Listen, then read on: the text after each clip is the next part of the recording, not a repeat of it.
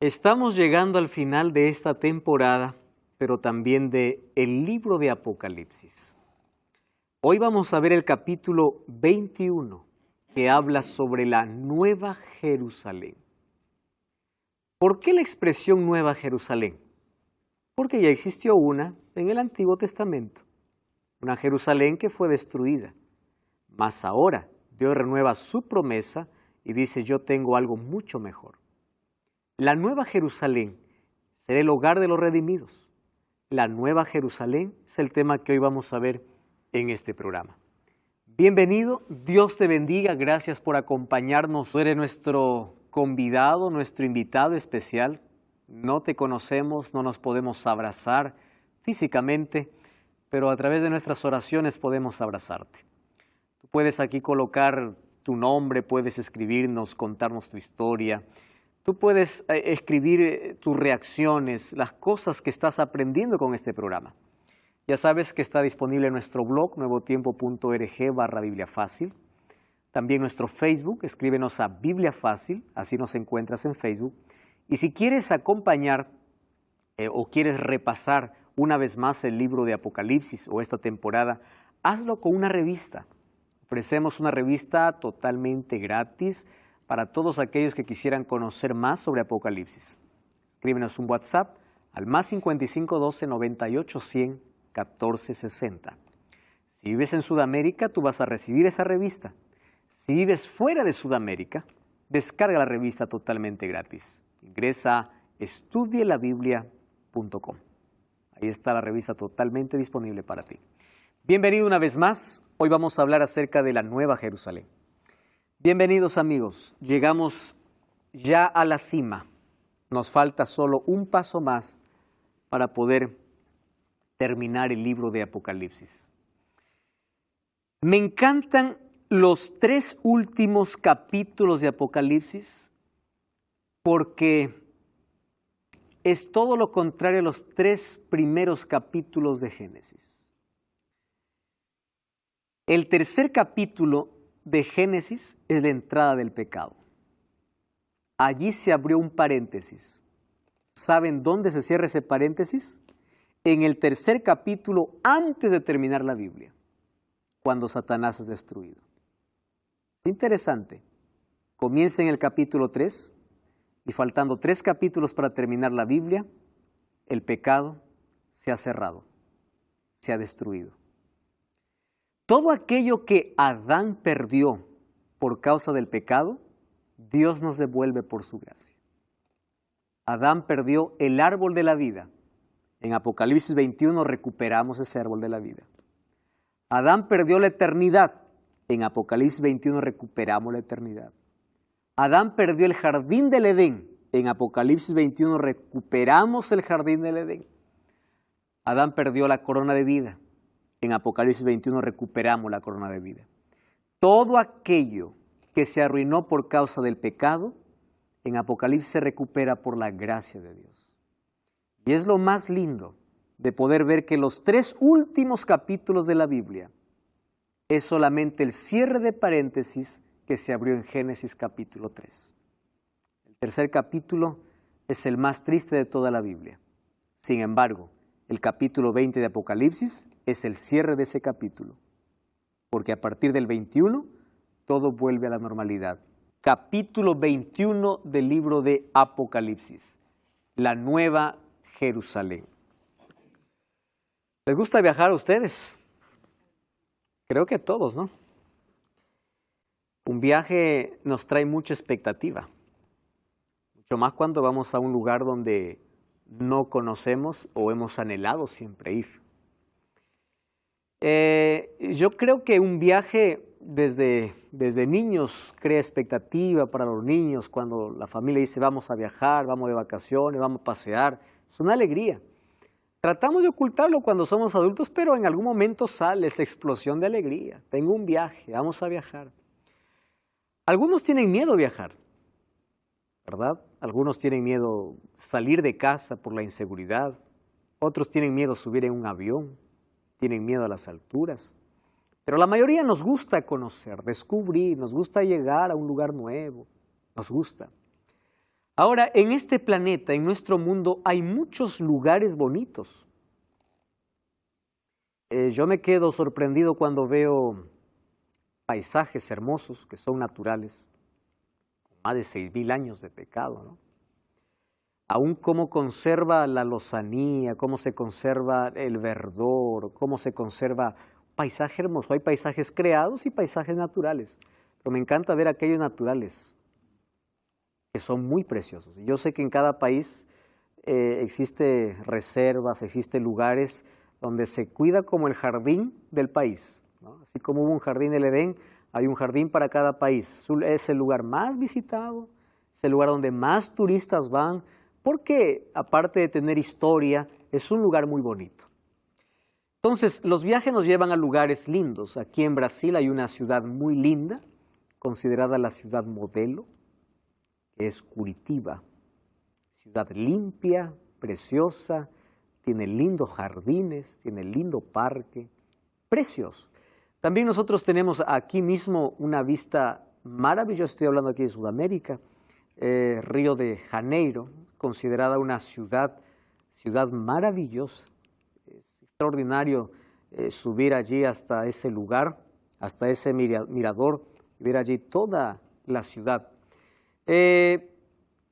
Nueva York es una de las ciudades más codiciadas, ¿verdad? Estados Unidos, quien tiene visa para Estados Unidos y viaja constantemente. Está feliz, la ciudad considerada como una ciudad cosmopolita, está ahí todas las lenguas, todas las religiones, encontramos todas las culturas. Estados Unidos es la concentración mundial. Toda lengua, toda raza, toda persona, de todo país nosotros encontramos allí. Sin embargo, si vamos a cada país, vamos a pasar revisando todo el programa y vamos a encontrar que cada país tiene ciudades muy lindas. Solo que ninguna de estas se compara a aquella que Dios tiene preparado para sus hijos. Porque es una ciudad perfecta, no hay más inseguridad y es una ciudad preparada por el mismo Dios. Vamos a Apocalipsis capítulo 21. Apocalipsis capítulo 21, versículo 9. ¿Por qué vamos al 9? Porque los primeros versículos vamos a ver en el último programa. ¿Está bien? Cuando habla del cielo nuevo y la tierra nueva, vamos a verlo después. Por hoy vamos a ver la nueva Jerusalén. Dice, entonces vino a mí uno de los 7 ángeles que tenían las 7 copas llenas de las 7 plagas postreras. Y habló conmigo diciendo, ven acá y te mostraré a la desposada, la esposa del Cordero. ¿Recuerdan que este texto nosotros ya leímos? Cuando fue juzgada la ramera, en el capítulo 17, también dice uno de los 7 ángeles que tenía las 7 plagas. Claro, una de los 7 ángeles que tenía una de las 7 copas que eran las plagas. Primero le mostró el juicio de la ramera. Y ese mismo ángel, ¿a quién le muestra? A la esposa del Cordero. Entonces el versículo 10, dice así, me llevó en el espíritu, es la manera como un profeta dice, entré en visión, y a un monte grande y alto me mostró la gran ciudad. ¿Qué ciudad? La Santa Jerusalén, que descendía del cielo de parte de Dios. ¿Qué tenía esta ciudad? La gloria de Dios. Cuando nosotros leemos Apocalipsis 21, a partir del versículo 12 hasta el versículo 26, Juan queda muy limitado para poder describir algo tan precioso. Yo no sé si alguna vez ustedes estuvieron en algún acontecimiento donde no tenían palabras para ser descritas, solo habían emociones. Hay situaciones en la vida donde no hay palabras, solo hay lágrimas. Y las lágrimas pueden decir mucho más que todo aquello que podemos hablar, ¿verdad? Hay situaciones en la vida. Y aquí Juan, cuando ve la ciudad, no llora, sino que Juan no encuentra palabras. No sabe cómo describirla. Y miren el versículo 11. Tenía la gloria de Dios.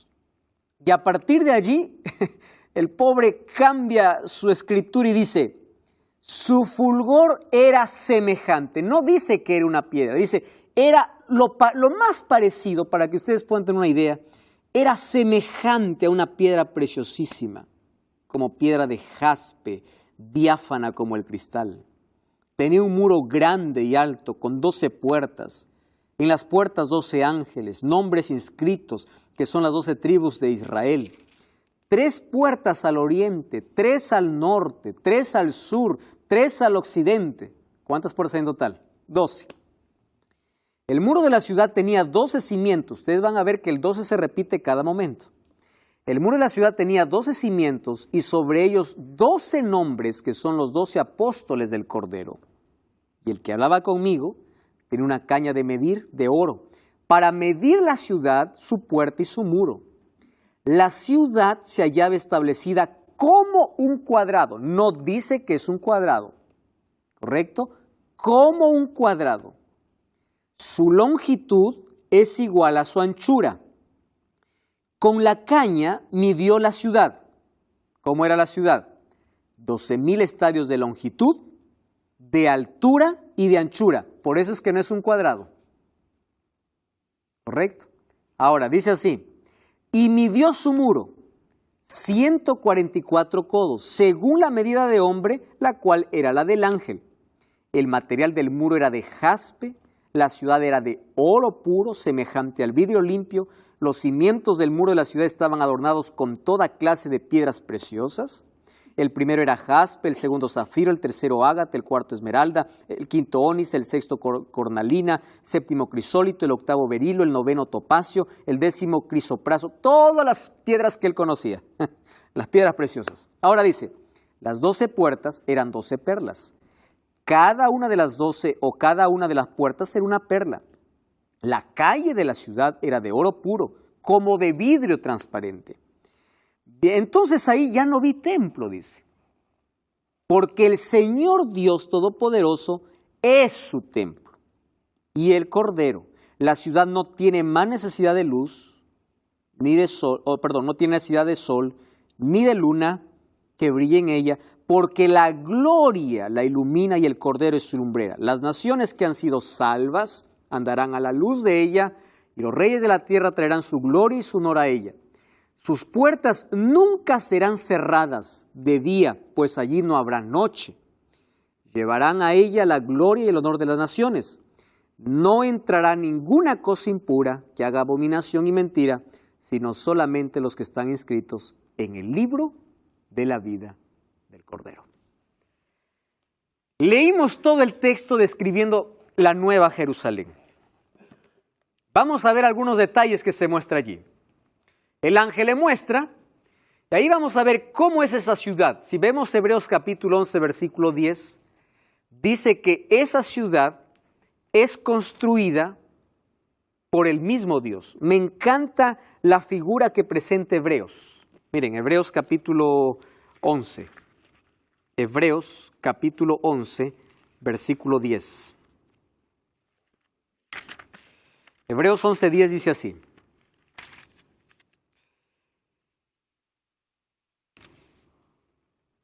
Porque esperaba la ciudad que tiene fundamentos, esos fundamentos vemos ahí en Apocalipsis, cuyo arquitecto y constructor, 2 oficios, ¿verdad? O 2 carreras profesionales, cuyo arquitecto y constructor es Dios.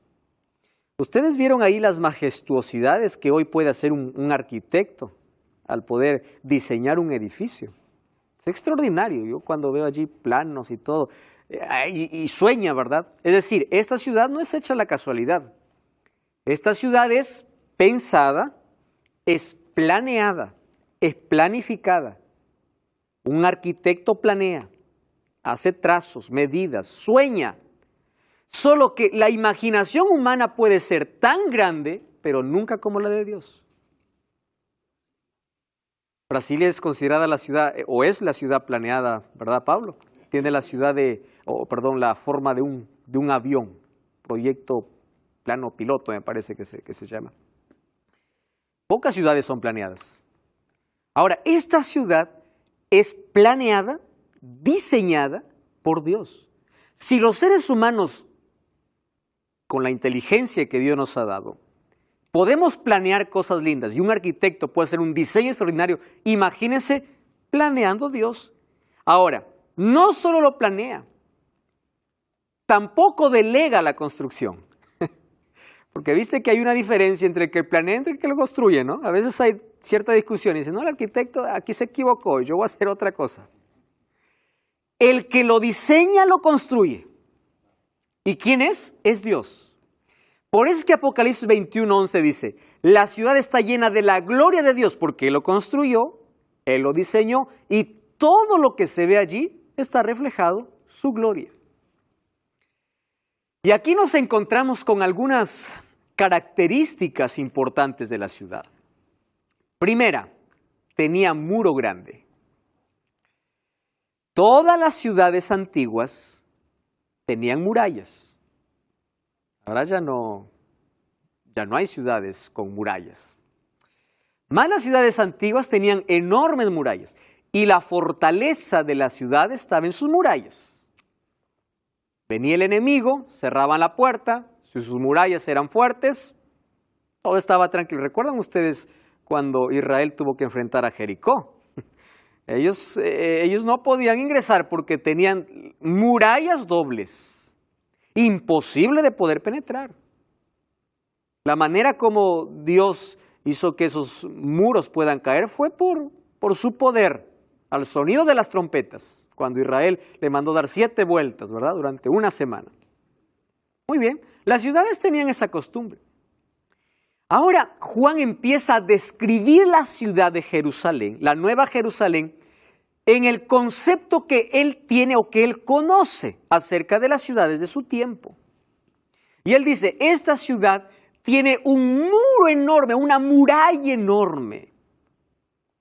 Claro, porque si le presentaba sin murallas, para Juan esto no hubiese parecido una ciudad. ¿Qué significaba murallas? Murallas representa seguridad y estabilidad. Miren, el libro de Zacarías, vamos al libro de Zacarías. Aquí nos dice qué representa esto. Capítulo 2, versículo 5. Zacarías, Antiguo Testamento, antes de Malaquías. Capítulo 2, versículo 5. Aquí está hablando acerca de la reconstrucción de Jerusalén. Zacarías 2:5. Dice así: yo seré para ella, dice Jehová, un muro de fuego a su alrededor, y en medio de ella mostraré mi gloria. Vamos al versículo 4 para poder entender el contexto. Y le dije, corre, háblale a ese joven y dile, a causa de la multitud de hombres y de ganado que habitará en medio de ella, Jerusalén no tendrá muros. ¿Por qué le dice? Porque esa muralla soy yo. Es decir, no necesitan muros porque yo les doy seguridad. ¿Correcto?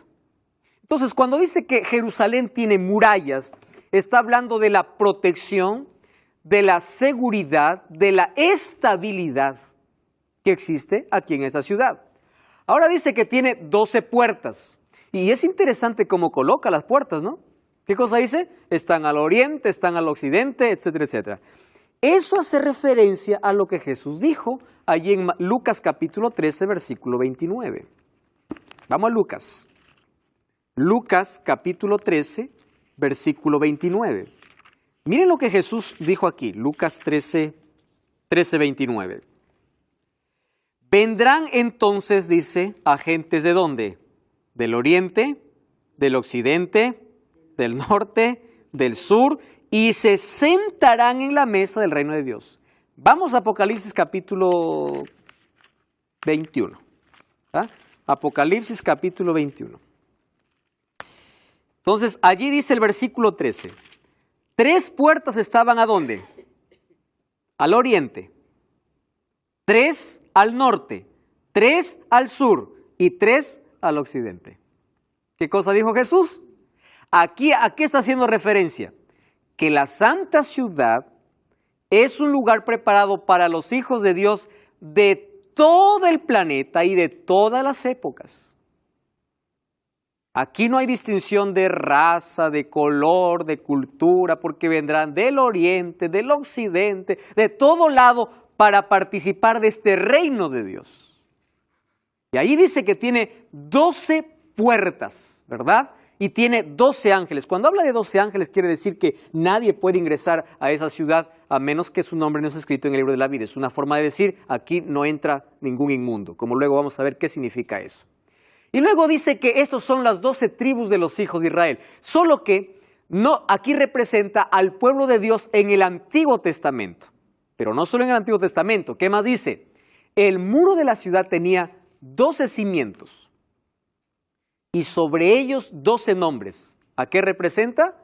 Al pueblo de Dios en el Nuevo Testamento. Es decir, en esta ciudad ingresará el pueblo de Dios de todas las épocas.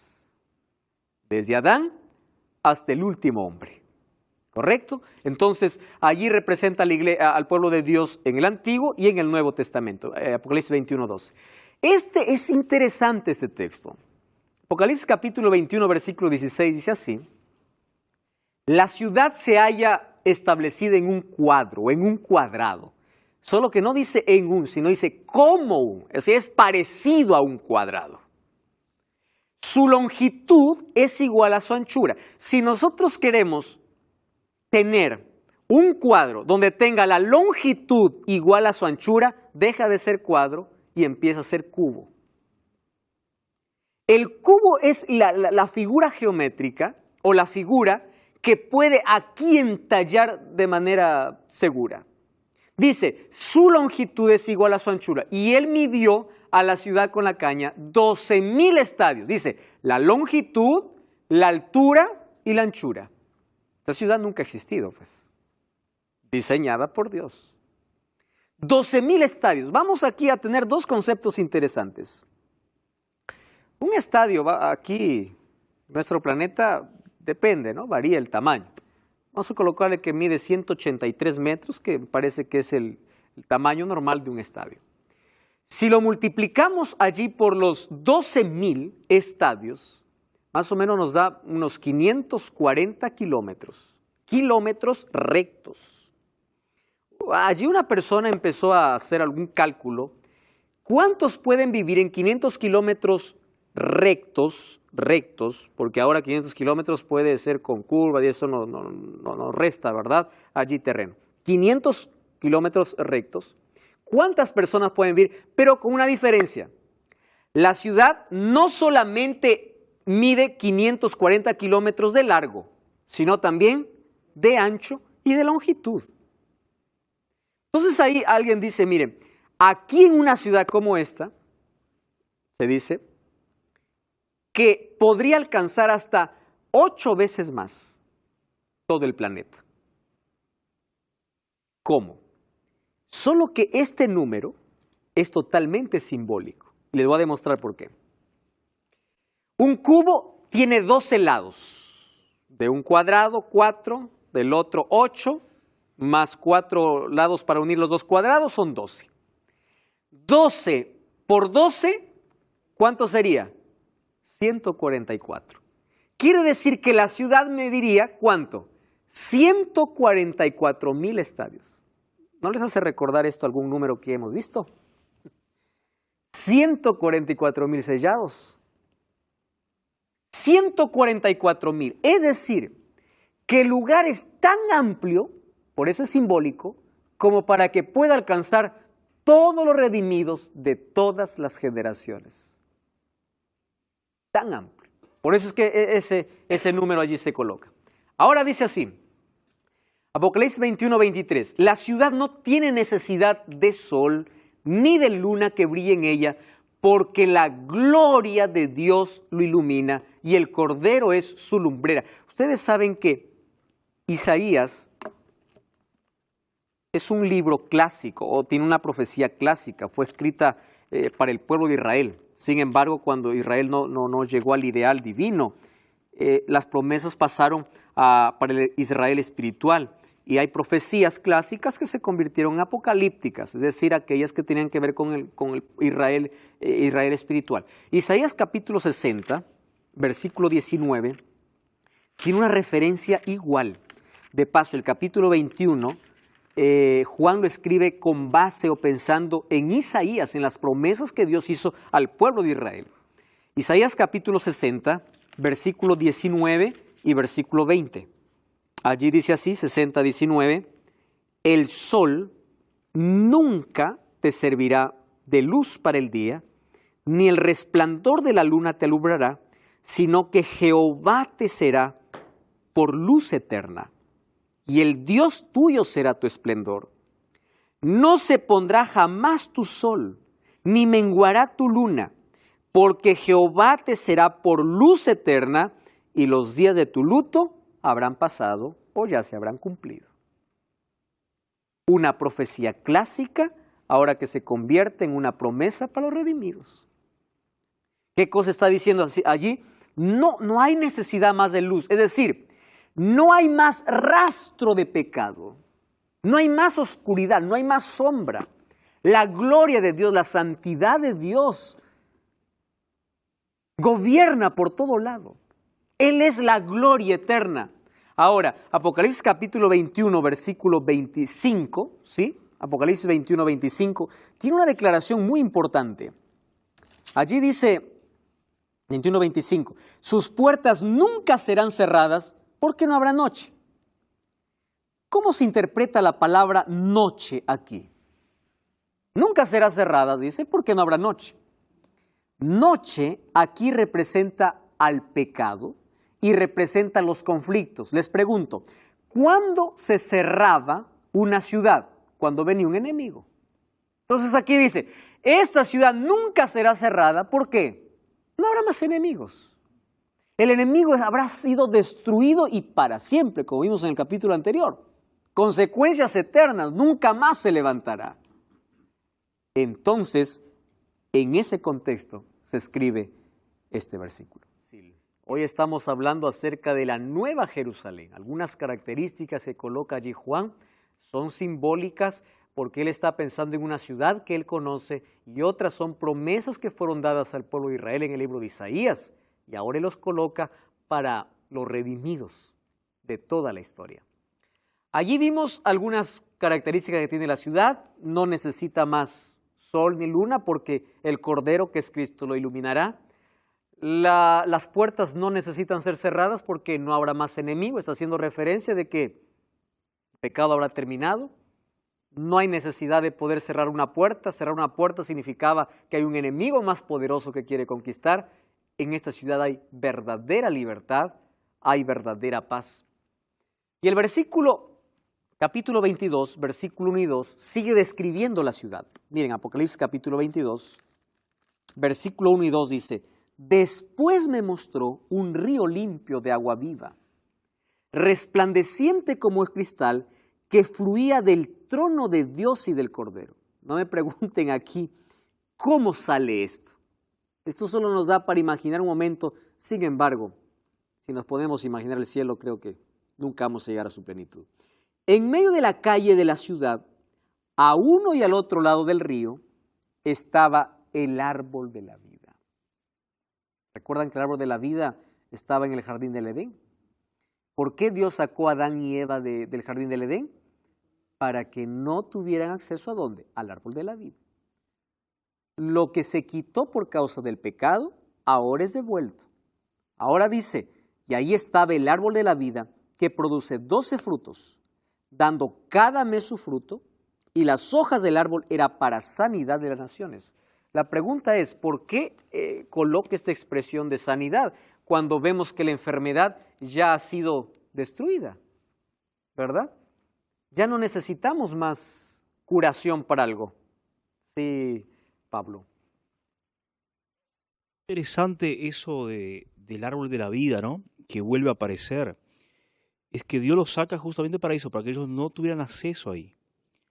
Ahora es llamativo que todo el tiempo que ellos estuvieron ahí nunca lo comieron, pudiendo haberlo hecho, ¿no?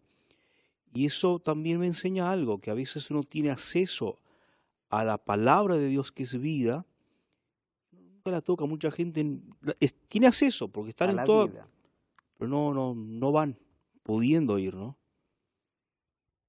Gracias por esa reflexión, Pablo. Los seres humanos tenemos acceso ahora a la salvación y la desperdiciamos. Tenemos acceso a la palabra de Dios y no la leemos. Tenemos acceso a todo. Más ahora, cuando habla de este árbol de la vida, está hablando de, una vez más, recuperar aquello que por el pecado lo arruinamos, ¿verdad? Y ahora los redimidos tienen acceso. Ustedes ven el libro de Génesis capítulo 5, cuando ven la genealogía allí de los primeros hombres. Y ven a un Adán viviendo 930 años sin el árbol de la vida. Y a un Matusalén que vivió 969 años. Imagínense. Y llegará un momento en que, bueno, en el cielo ya no se cumplirán más años, ¿no? Ahora nos preocupamos cuando cumplimos años, y cada vez estoy más viejo, cada vez estoy más, me acabo, etcétera, etcétera. No, ahí no habrá más un cumpleaños o bueno, ¿cuántos años tienes? Soy eterno. Ahora, fíjense, no nos desviamos allí, vamos a interpretar este asunto. Estaba el árbol de la vida, produce 12 frutos, no se sabe si cómo es ese fruto, no se sabe qué sabor tiene, no se sabe si cada mes produce un fruto diferente, no se sabe, solo hace mención del árbol de la vida. Y las hojas del árbol eran para sanidad de las naciones. La palabra sanidad se debe entender en el contexto griego en el cual fue escrito, que era la palabra terapia y era la palabra equilibrio. La mejor traducción allí sería para el equilibrio de todos, ¿verdad? Para una salud perfecta, no porque ya hay enfermedad, porque en la eternidad ya no hay más muerte ni enfermedad, sino para ese equilibrio perfecto que el ser humano necesita. Otra de las cosas que se interpreta como sanidad de las naciones significa que ya no habrá más barreras nacionales porque todos serán una sola ciudad. Si hoy las naciones están enfermas es por la ambición al dinero, al petróleo, al poder, y hay barreras, se levantan fronteras. Y ahora dice, este árbol de la vida une a todos, ya no hay más enfermedad. Esto es sanidad, todos son un solo pueblo. Ahora, hay otras características, ahí está, bueno, perdonen allí esa imagen. Nunca vamos a imaginar cómo será el árbol de la vida, ¿verdad? Que da 12 frutos, dice. Ahora, versículo 5 del capítulo 22 dice, no habrá allí más noche, no tienen necesidad de luz de lámpara ni de luz del sol, porque Dios el Señor los iluminará y reinará por los siglos de los siglos. Ahora fíjense aquí, ¿quién puede vivir en esa ciudad? Vamos a la Biblia. Vamos entonces a ver Apocalipsis capítulo 21, versículo 27. Karina, ¿puede leer ese texto, por favor?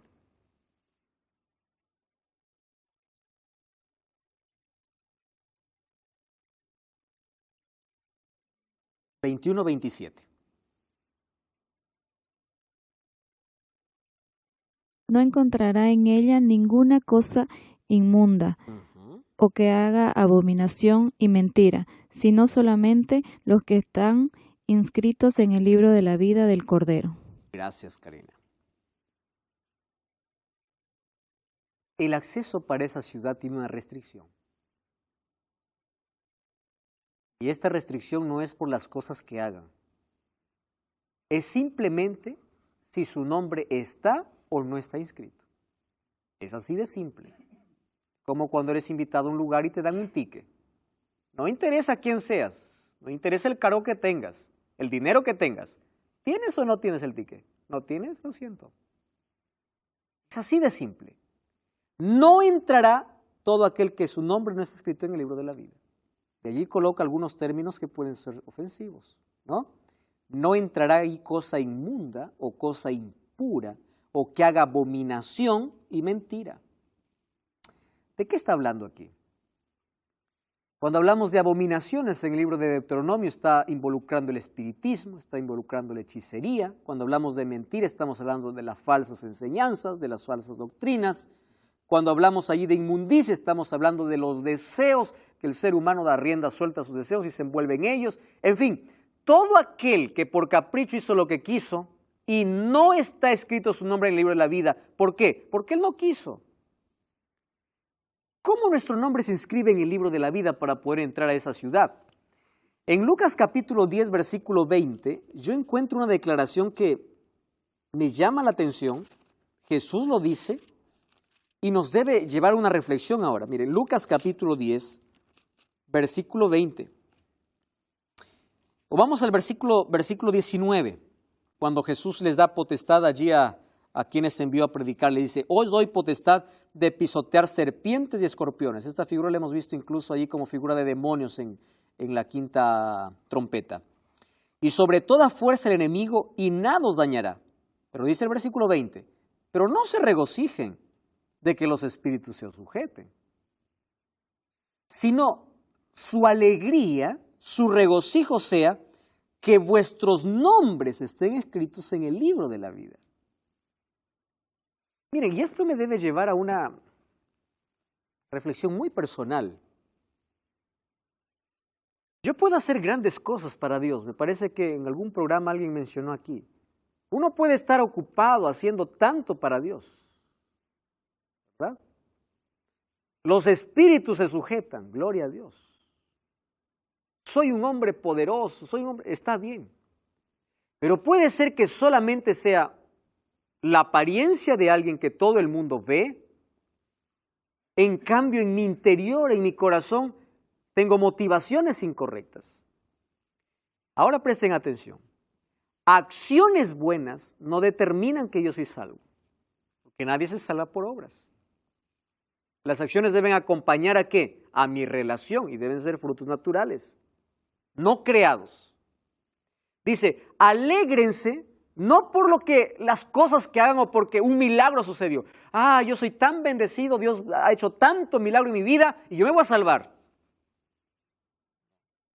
Asegúrate que tu nombre está escrito en el libro de la vida, porque esa es la única garantía. Pero hasta aquí todavía no hemos respondido la pregunta, ¿cómo hago para que se escriba? Vamos entonces aquí. Apocalipsis capítulo 22, versículo 14. Apocalipsis capítulo 22, versículo 14. Dice así. Bienaventurados o felices los que lavan sus ropas para tener derecho. ¿A dónde? Al árbol de la vida. ¿Dónde está el árbol de la vida? ¿Dentro o fuera de la ciudad? Dentro de la ciudad. Muy bien. Y aquí dice, bienaventurados los que lavan sus ropas para tener derecho al árbol de la vida y para entrar por las puertas en la ciudad. Quiere decir que para que mi nombre se escriba en el libro de la vida y para entrar por la ciudad y para tener derecho al árbol de la vida, ¿qué tengo que hacer? Lavar mis ropas. ¿Qué significa lavar las ropas? ¿A qué representa? ¿Cómo son nuestras obras? ¿Cómo es nuestra vida? A veces nosotros contamos acciones pecaminosas y, por ejemplo, hay personas que dicen, hoy no pequé. ¿Por qué? Hoy no mentí, hoy no robé, hoy fui honesto, hoy fui santo. ¿Verdad? Porque contamos que el pecado son acciones. El pecado no son acciones, el pecado es un estado. El libro de Isaías dice, vuestras mejores obras son tan cochinas como un trapo de inmundicia. Entonces, nuestra vida, nuestra justicia, nuestros méritos no alcanzan ni siquiera para llegar a la puerta. La única opción es lavar las vestiduras. Vestido en la Biblia representa carácter. Por eso es cuando Dios dice, compra vestidos nuevos, renuncia a tu orgullo, renuncia a tu egocentrismo y compra. ¿Qué cosa va a comprar? Comprar significa renuncia porque yo te doy. Un carácter nuevo. Cuando dice yo te daré un nombre nuevo, recuerden la piedrecita blanca. Era una piedrecita blanca, la promesa que Jesús hizo a la iglesia de Filadelfia. Y allí estará, dice escrito, un nuevo nombre, un nuevo carácter. Y ese carácter no es algo que tú lo procreas, ha sido lavado en la sangre del Cordero. Es decir, un carácter es transformado cuando recibe ¿qué cosa? ¿Sangre a qué se refiere? Al sacrificio de Cristo. Y cuando hablamos del sacrificio de Cristo, ¿de qué estamos hablando? De la gracia de Dios. Un carácter transformado. No por méritos humanos, por la gracia divina. Sí, Walter. Estaba leyendo acá justamente pasaje Isaías 55 que habla de comprar, ¿no? Habla de decir, a todos los sedientos venid a las aguas, y a los que no tienen dinero venid y comprad y comed. Venid, comprad sin dinero y sin precio vino y leche. ¿Cómo es que a uno que no tiene plata le manda a comprar? Es por gracia, ¿no? Es que no está hablando de dinero, no está hablando de riquezas materiales, está hablando de la disposición del ser humano para aceptar la gracia. Ahí está. Ahora, miren, es interesante, allí dice entonces que los que lavan sus ropas son aquellos que tienen acceso al árbol de la vida. Muy bien. Juan capítulo 3, versículo 5. Jesús está conversando con Nicodemo. Juan 3, 5. Y allí le dice así, Nicodemo se va para hablar de asuntos espirituales y Jesús le responde y le dice, de cierto te digo. Cuando Jesús dice de cierto te digo, es decir, verdaderamente, verdaderamente. ¿Por qué repite tanto una verdad? Mira, eso es tan especial que entiendas. Repite, hace énfasis. El que no nace de agua y de espíritu no puede entrar en el reino de Dios. El nacimiento de agua es un acontecimiento importante en la vida, que es representado por medio del bautismo. Pero el nacimiento de espíritu es diario. Por eso, cuando yo bautizo, no es que me bautizo y tengo la garantía de que ya soy salvo porque me bauticé, sino el nacimiento de espíritu es la búsqueda por la salvación diaria, todos los días. Ahora, es interesante, nacer de agua es el paso, uno de los pasos más sublimes e importantes en la vida de todo ser humano, porque marca un antes y después en todo ser humano. Muchos tienen miedo a ser bautizados. Primero, ¿qué significa ser bautizado? Bautismo viene del término griego baptizo, que significa sumergir. Y en este mundo encontramos que por lo menos hay 3 tipos de bautismo, ¿verdad? El bautismo por aspersión, el bautismo por inmersión y hay otro bautismo simbólico. El bautismo por aspersión, en el que te coloca un poquito de agua a la cabeza y ya estás bautizado. El bautismo por inmersión es aquel que está sumergido. ¿Cuál es el bautismo verdadero? El bautismo de Cristo. Jesús dice, subió del agua. Y además en Romanos 6, 1 al 4 dice, así como Cristo murió, resucitó para una nueva vida. Solo que algunos tienen miedo al bautismo por 2 razones. Número 1 dice, me bautizo y tengo que cambiar todo.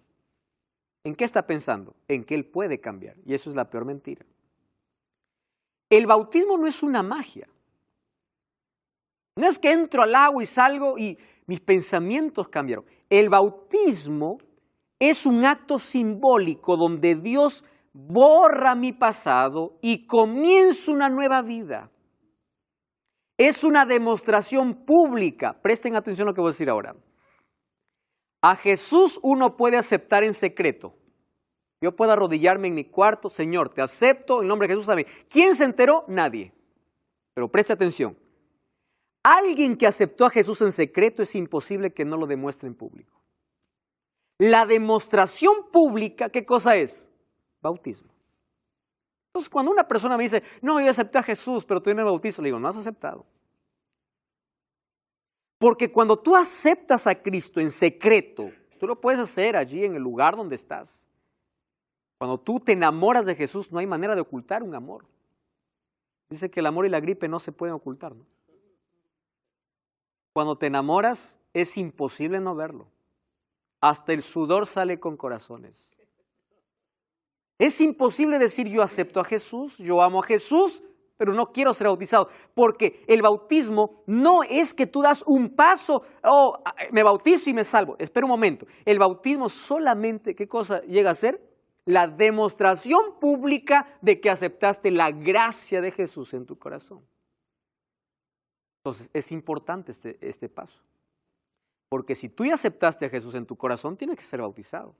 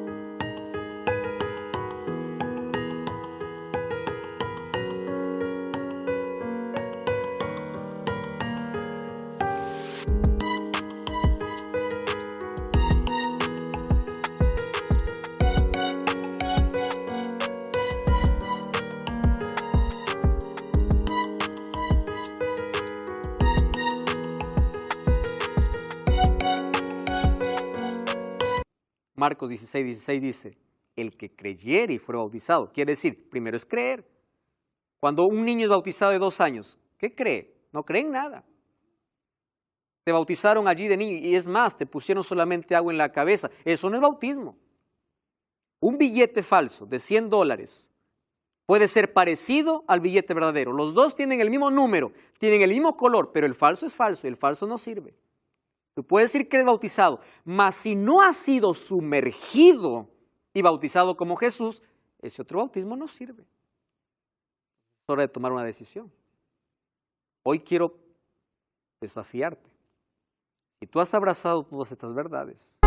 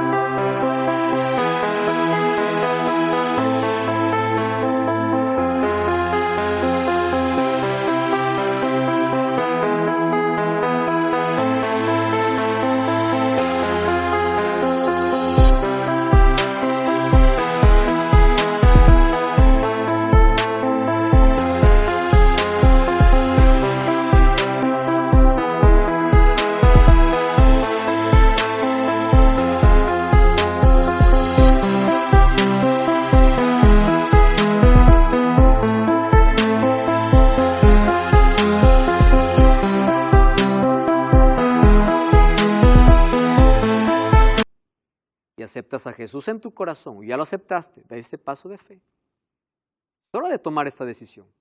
Bautismo representa un nuevo nacimiento, una nueva vida junto a Jesús. Jesús le dice a Nicodemo, de cierto te digo, el que no nace de agua y de espíritu,